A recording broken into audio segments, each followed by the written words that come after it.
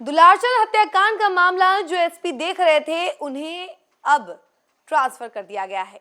इसके बारे में हम आपको बताने वाले हैं, लेकिन उससे पहले नमस्कार, न्यूज़ फोर्नेशन देख रहे हैं आप और मैं हूं सानिया आपके साथ।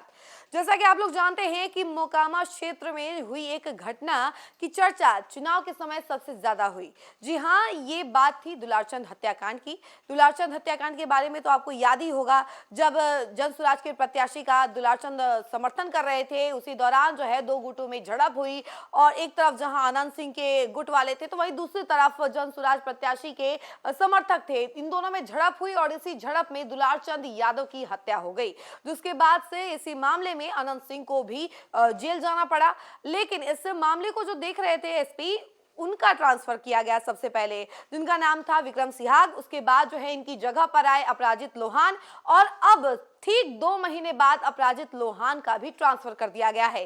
इसके बारे में जानकारी हम जरा आपको विस्तार से देते हैं। बिहार की मोकामा विधानसभा सीट विधानसभा चुनाव 2025 में चर्चा में बनी रही। चुनावी रंजिश में दो गुटों में हिंसक झड़प हुई और जनसुराज के प्रत्याशी का समर्थन कर रहे दुलारचंद यादव की मौत हो गई। दुलारचंद यादव की हत्या के बाद इलाके में तनाव का माहौल कायम हो गया।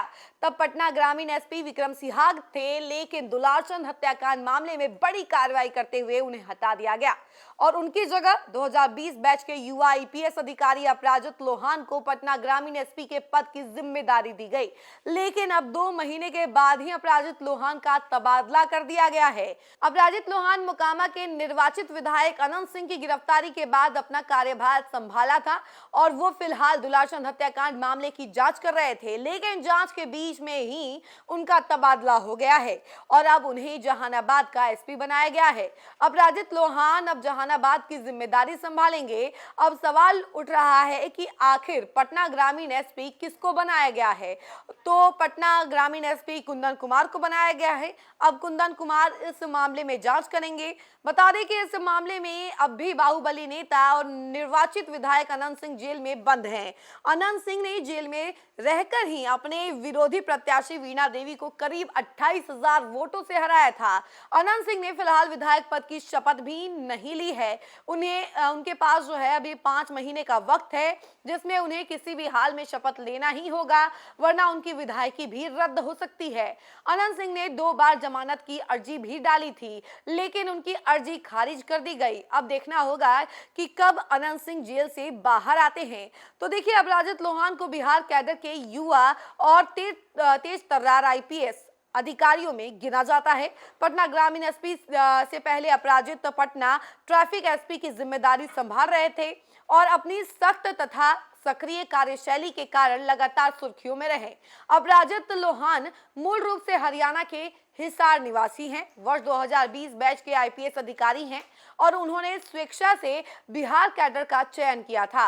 अपराजित लोहान ने देश के प्रतिष्ठित संस्थान आईआईटी बॉम्बे से केमिकल इंजीनियरिंग में स्नातक की पढ़ाई की है। उन्होंने वर्ष 2014 से 2018 के बीच आईआईटी बॉम्बे में अध्ययन किया। इसी दौरान उन्होंने यूपीएससी सिविल सेवा परीक्षा की तैयारी भी शुरू कर दी थी। उनकी प्रारंभिक शिक्षा हिसार स्थित सेंट फ्रांसिस जेवियर स्कूल से हुई थी। वहीं पटना ट्रैफिक एसपी के रूप में अपराजित लोहान की पहचान एक सख्त और जमीनी अधिकारी की रही है। ट्रैफिक व्यवस्था सुधारने के लिए वह खुद सड़कों पर उतरे और नियमों का उल्लंघन करने वालों के खिलाफ बिना भेदभाव कार्रवाई की। इस दौरान उन्होंने नो पार्किंग जोन में खड़ी कई नेताओं और वीआईपी गाड़ियों के भी चालान कटवाए, जिससे उनकी कार्यशैली की व्यापक चर्चा हुई। तो देखा आपने कि अपराजित लोहान, जो कि 2 महीने से दुलारचंद हत्याकांड के मामले में सारा जांच पड़ताल कर रहे थे, सारे साक्ष्य जुटा रहे थे, तो वहीं अब देखिए कि इनका भी ट्रांसफर कर दिया गया है। ठीक 2 महीने बाद ही ट्रांसफर कर दिया गया है, जिसके बाद से अब खूब सारी चर्चाएं चल रही हैं कि आखिर अब कौन बनेंगे एसपी और ऐसे दुलारचंद हत्याकांड के मामले की जहां छानबीन हो रही है। तो देखिए, ऐसे बीच अब ये बड़ा डिसीजन ले लिया गया है और अपराजित लोहान का ट्रांसफर कर दिया गया, जिसके बाद से अब सब जगह जो है कहीं ना कहीं हड़कंप मचा हुआ है कि आखिर अब कौन आएगा एसपी बनकर और दुलारचंद हत्याकांड का मामला अब किसके हाथ में जाएगा और छानबीन अब कौन करेगा। तो देखिए, आने वाले समय में ये भी पता चल जाएगा, लेकिन तब तक के लिए बने रहें और देखते रहें न्यूज़ फोर्नेशन। धन्यवाद।